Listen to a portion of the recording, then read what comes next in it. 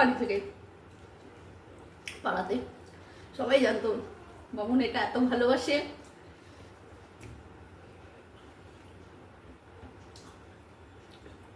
সে যে যেভাবে রান্না করতো মানে আমার কাছে অমৃত লাগতো, সত্যি কথা। আমার এইসব খাবার এত ভালো লাগতো, এখনো লাগে।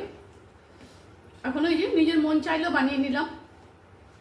আর রয়েছে তার মধ্যে খিচুড়ি, ওটা তো আমার একদম ইয়ের বাইরে, এত প্রিয় আমার।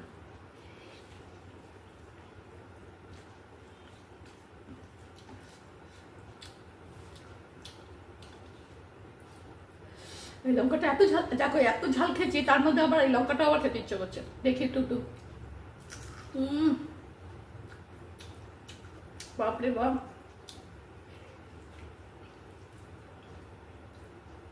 মারাত্মক ঝাল গো। আর তোমাদের সর্বশেষে একটা জিনিস দেখাচ্ছি, দেখো এটা আমার ছাদ বাগানে গাছ থেকে পেড়ে নিয়ে এসেছি, কিছুক্ষণ আগে গিয়ে পেরেছিলাম, প্রচুর হয়েছে। আজকে ভাবলাম যে না, পেকে গেলে আবার না পাখিতে খেয়ে নেয়, পাখিতে তো অনেক খাচ্ছে, তাও তুমি ঘরের জন্য নিয়ে আসতে হয়। ছোট আছে, বড় আছে, এগুলো দেখো কত বড় বড় হয়েছে,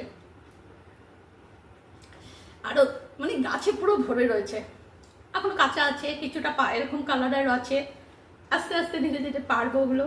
গাছের ফল বলো, মানে যেরকমই হোক না কেন এত আনন্দ বোধ হয় না বলো, গাছের যে কোনো জিনিসই।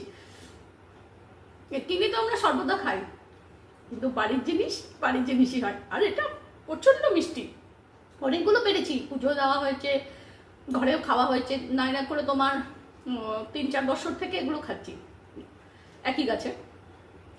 তাই সেদিন একটা কেটেছিলাম, এত মিষ্টি, একদম খুব মিষ্টি হয়েছিল। তাই আমি এখন শেষ করি, প্রচণ্ড আমার ঝাল লেগে গেছে, ঝাল লাগছে যখন একটুখানি এটা খাই দেখি, মিষ্টি লাগছে, ঝালটা কমবে। অ্যাপেলের মোরব্বা দারুণ দারুণ খেতে, জানা।